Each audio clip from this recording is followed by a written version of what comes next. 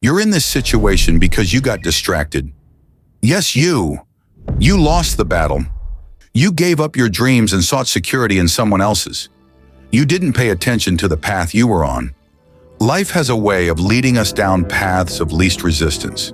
We often start with bold dreams and ambitious visions, but somewhere along the way, societal pressures, financial concerns, and the allure of stability begin to chip away at your resolve.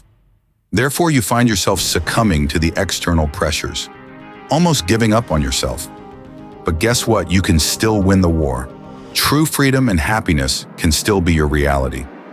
In this video, we'll uncover how you can break free from the shackles holding you back. Let's start with the story of Walt Disney, who was fired from a newspaper for lacking imagination and having no original ideas. He could have easily given up and sought security in a conventional job, but instead, he held on to his vision.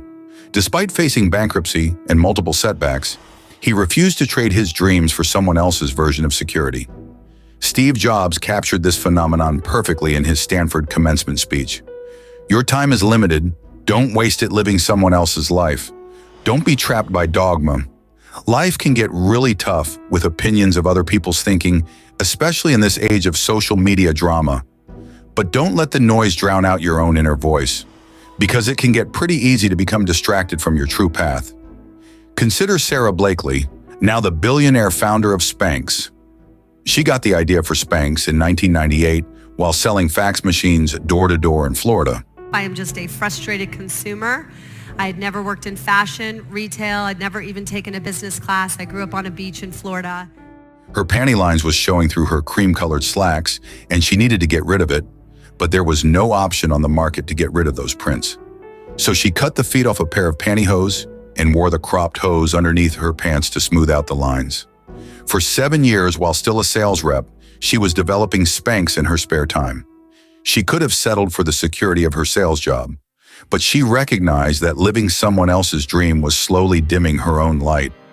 It's this awareness, the inner recognition that you've strayed from your authentic path, that often becomes the catalyst for profound change.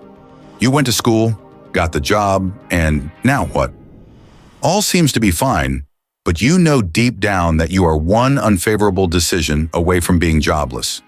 Therefore, only thing that occupies your mind are the bills that need to be paid, the work you don't care about, how you don't have the time or energy to be healthy, to start the business, to give life your all.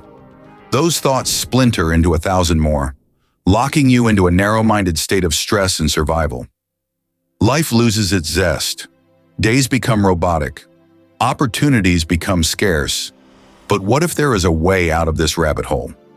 You are already in a hole, so why are you still digging instead of seeking for a way out?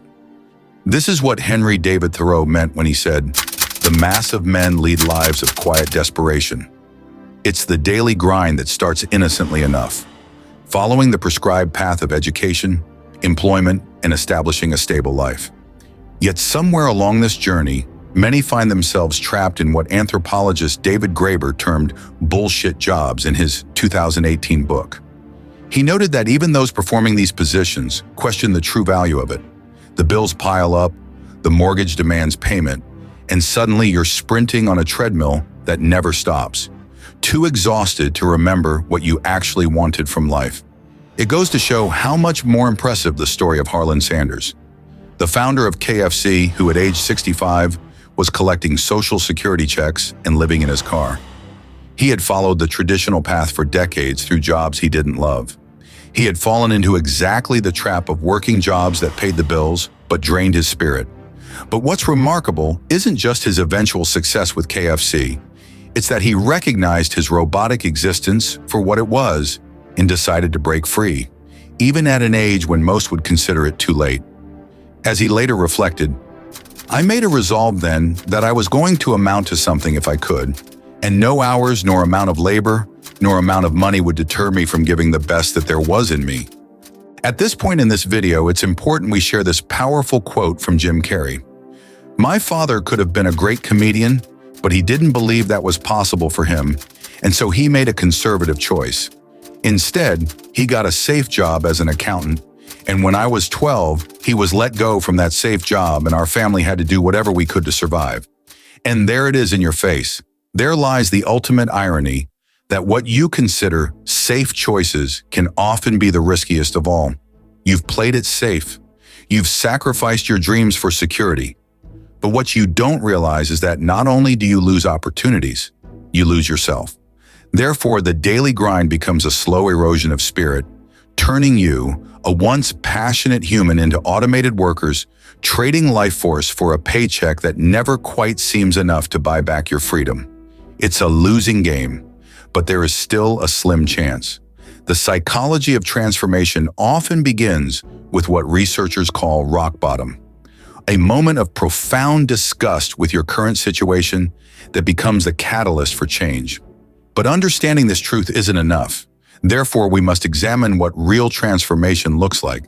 This mirrors Tony Robbins' observation that change happens when the pain of staying the same is greater than the pain of change.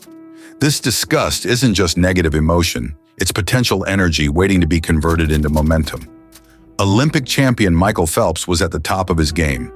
But what happened in September 2014 changed him forever.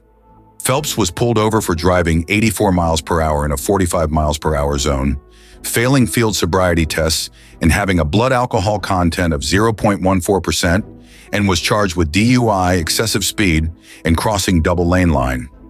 18 months of supervised probation, a 1-year suspended jail sentence, a 6-month suspension from USA Swimming, and being barred from representing the United States at the 2015 FINA World Swimming Championships in Russia followed. But he didn't let that deter him.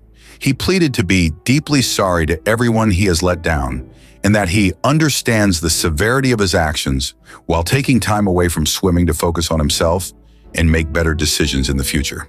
This moment of absolute disgust with his life's direction became the springboard that launched him not just back to swimming, but to becoming a mental health advocate and finding deeper purpose. The neuroscience behind this transformation is fascinating.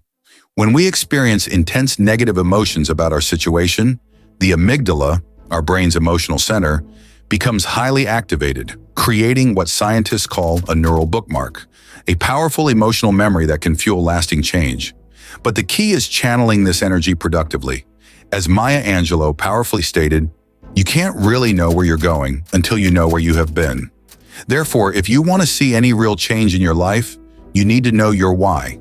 A well-defined why that fuels you for a lasting change. Because let's face it, change is hard. Success is hard. But so is failure. In fact, life is rough for you as a man if you fail to succeed. The world won't be kind to you at all.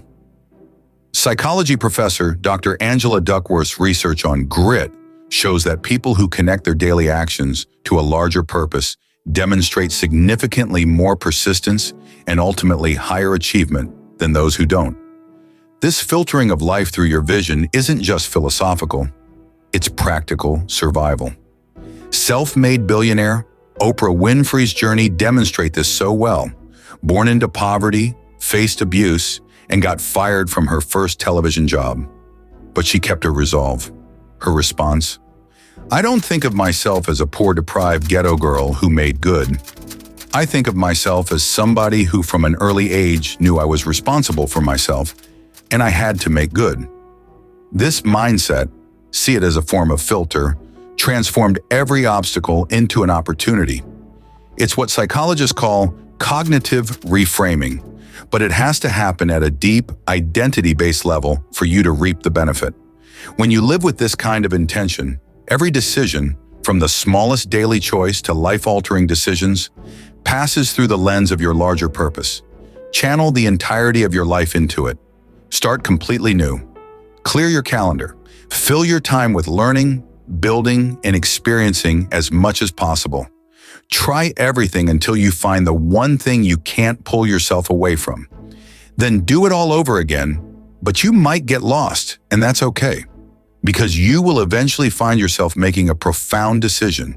This time it won't be just goal setting, it'll be life setting, creating a framework where your actions naturally align with your deepest aspirations for your life's purpose.